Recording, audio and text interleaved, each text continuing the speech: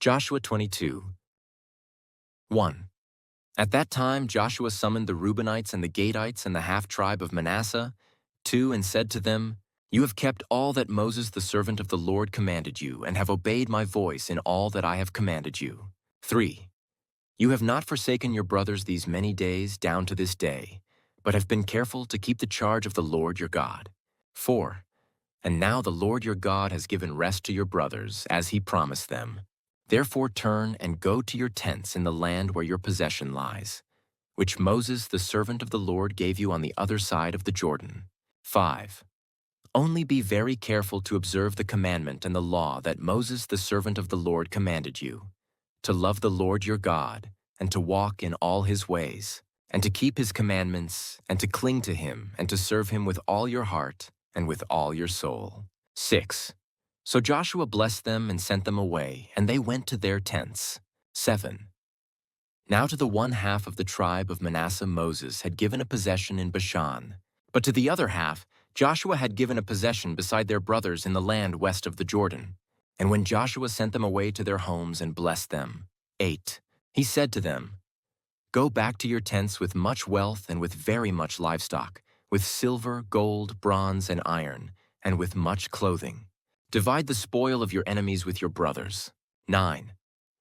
So the people of Reuben and the people of Gad and the half-tribe of Manasseh returned home, parting from the people of Israel at Shiloh, which is in the land of Canaan, to go to the land of Gilead, their own land of which they had possessed themselves by command of the Lord through Moses.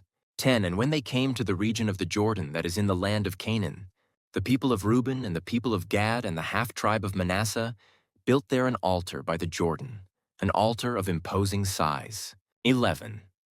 And the people of Israel heard it said, Behold, the people of Reuben and the people of Gad and the half-tribe of Manasseh have built the altar at the frontier of the land of Canaan, in the region, about the Jordan, on the side that belongs to the people of Israel. 12. And when the people of Israel heard of it, the whole assembly of the people of Israel gathered at Shiloh to make war against them. 13. Then the people of Israel sent to the people of Reuben and the people of Gad and the half-tribe of Manasseh, in the land of Gilead, Phinehas the son of Eleazar, the priest. 14. And with him 10 chiefs, one from each of the tribal families of Israel, every one of them the head of a family among the clans of Israel. 15. And they came to the people of Reuben, the people of Gad, and the half-tribe of Manasseh, in the land of Gilead, and they said to them, 16. Thus says the whole congregation of the Lord, What is this breach of faith that you have committed against the God of Israel in turning away this day from following the Lord by building yourselves an altar this day in rebellion against the Lord? 17. Have we not had enough of the sin at Peor, from which even yet we have not cleansed ourselves, and for which there came a plague upon the congregation of the Lord? 18. That you too must turn away this day from following the Lord?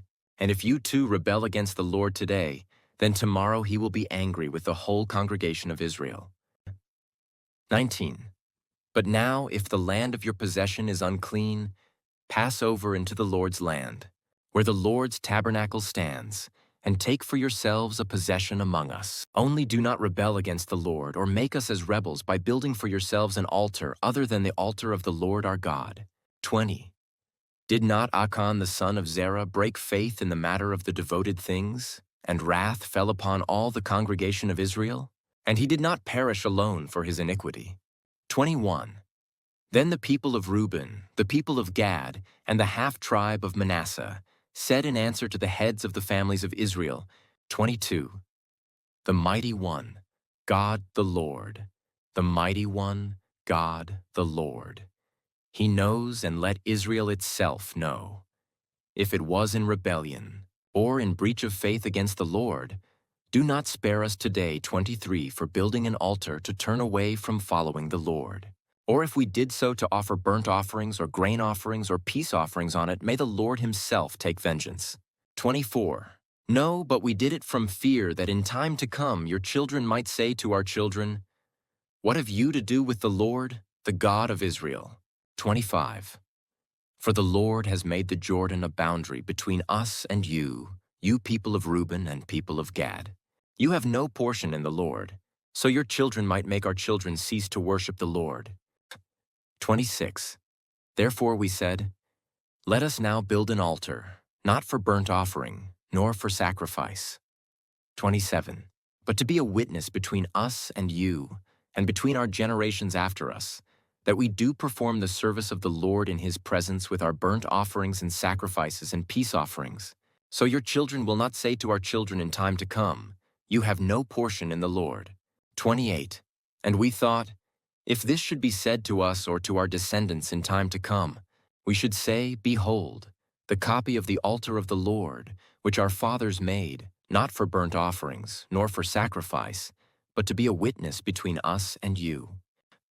29. Far be it from us that we should rebel against the Lord and turn away this day from following the Lord by building an altar for burnt offering, grain offering, or sacrifice, other than the altar of the Lord our God that stands before His tabernacle. 30. When Phinehas the priest and the chiefs of the congregation, the heads of the families of Israel, who were with him, heard the words that the people of Reuben and the people of Gad and the people of Manasseh spoke, it was good in their eyes. 31. And Phinehas the son of Eleazar, the priest, said to the people of Reuben and the people of Gad and the people of Manasseh, today, we know that the Lord is in our midst, because you have not committed this breach of faith against the Lord. Now you have delivered the people of Israel from the hand of the Lord. 32. Then Phinehas the son of Eleazar the priest, and the chiefs, returned from the people of Reuben and the people of Gad in the land of Gilead to the land of Canaan, to the people of Israel, and brought back word to them. 33. And the report was good in the eyes of the people of Israel.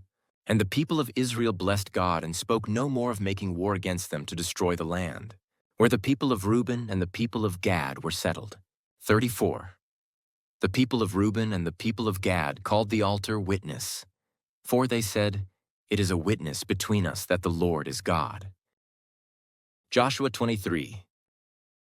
A long time afterward, when the Lord had given rest to Israel from all their surrounding enemies, and Joshua was old and well advanced in years, Joshua summoned all Israel, its elders and heads, its judges and officers, and said to them, I am now old and well advanced in years, and you have seen all that the Lord your God has done to all these nations for your sake, for it is the Lord your God who has fought for you. Behold, I have allotted to you as an inheritance for your tribes, those nations that remain, along with all the nations that I have already cut off, from the Jordan to the great sea in the west. The Lord your God will push them back before you and drive them out of your sight, and you shall possess their land, just as the Lord your God promised you. Therefore be very strong to keep and to do all that is written in the book of the law of Moses, turning aside from it, neither to the right hand nor to the left, and that you may not mix with these nations remaining among you, or make mention of the names of their gods, or swear by them, or serve them, or bow down to them. But you shall cling to the Lord your God just as you have done to this day. For the Lord has driven out before you great and strong nations. And as for you, no man has been able to stand before you to this day. One man of you puts to flight 1,000, since it is the Lord your God who fights for you just as He promised you. Be very careful, therefore, to love the Lord your God. For if you turn back and cling to the remnant of these nations, remaining among you, and make marriages with them, so that you associate with them and they with you, know for certain that the Lord your God will no longer drive out these nations before you, but they shall be a snare and a trap for you, a whip on your sides and thorns in your eyes, until you perish from off this good ground that the Lord your God has given you. And now I am about to go the way of all the earth, and you know, in your hearts and souls, all of you, that not one word has failed of all the good things that the Lord your God promised concerning you. All have come to pass for you, not one of them has failed. But just as all the good things that the Lord your God promised concerning you have been fulfilled for you, so the Lord will bring upon you all the evil things, until He has destroyed you from off this good land that the Lord your God has given you. If you transgress the covenant of the Lord, your God, which He commanded you, and go and serve other gods and bow down to them, Then the anger of the Lord will be kindled against you, and you shall perish quickly from off the good land that he has given to you. Joshua 24. Joshua gathered all the tribes of Israel to Shechem and summoned the elders, the heads, the judges, and the officers of Israel. And they presented themselves before God. And Joshua said to all the people, "Thus says the Lord, the God of Israel, long ago your fathers lived beyond the Euphrates, Terah, the father of Abraham and of Nahor, and they served other gods. Then I took your father Abraham from beyond the river, and led him through all the land of Canaan, and made his offspring many. I gave him Isaac, and to Isaac I gave Jacob and Esau. And I gave Esau the hill country of Seir to possess, but Jacob and his children went down to Egypt. And I sent Moses and Aaron, and I plagued Egypt with what I did in the midst of it, and afterward I brought you out. Then I brought your fathers out of Egypt, and you came to the sea. And the Egyptians pursued your fathers with chariots and horsemen to the Red Sea.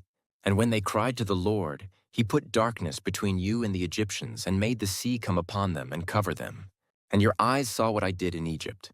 And you lived in the wilderness a long time. Then I brought you to the land of the Amorites, who lived on the other side of the Jordan. They fought with you, and I gave them into your hand, and you took possession of their land, and I destroyed them before you. Then Balak the son of Zippor, king of Moab, arose and fought against Israel. And he sent and invited Balaam the son of Beor to curse you, but I would not listen to Balaam. Indeed, he blessed you, so I delivered you out of his hand. And you went over the Jordan and came to Jericho, and the leaders of Jericho fought against you, and also the Amorites, the Perizzites, the Canaanites, the Hittites, the Girgashites, the Hivites, and the Jebusites. And I gave them into your hand. And I sent the hornet before you, which drove them out before you. The 2 kings of the Amorites, it was not by your sword or by your bow. I gave you a land on which you had not labored, and cities that you had not built, and you dwell in them. You eat the fruit of vineyards and olive orchards that you did not plant. Now therefore fear the Lord and serve him in sincerity and in faithfulness. Put away the gods that your fathers served beyond the river and in Egypt, and serve the Lord. And if it is evil in your eyes to serve the Lord, choose this day whom you will serve, whether the gods your fathers served in the region beyond the river, or the gods of the Amorites in whose land you dwell. But as for me and my house, we will serve the Lord." Then the people answered, "Far be it from us that we should forsake the Lord to serve other gods. For it is the Lord our God who brought us and our fathers up from the land of Egypt, out of the house of slavery, and who did those great signs in our sight and preserved us in all the way that we went, and among all the peoples through whom we passed. And the Lord drove out before us all the peoples, the Amorites, who lived in the land.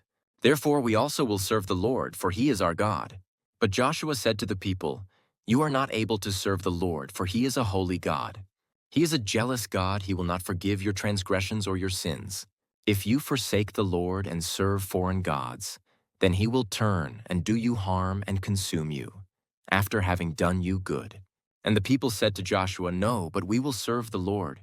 Then Joshua said to the people, "You are witnesses against yourselves that you have chosen the Lord to serve him." And they said, "We are witnesses."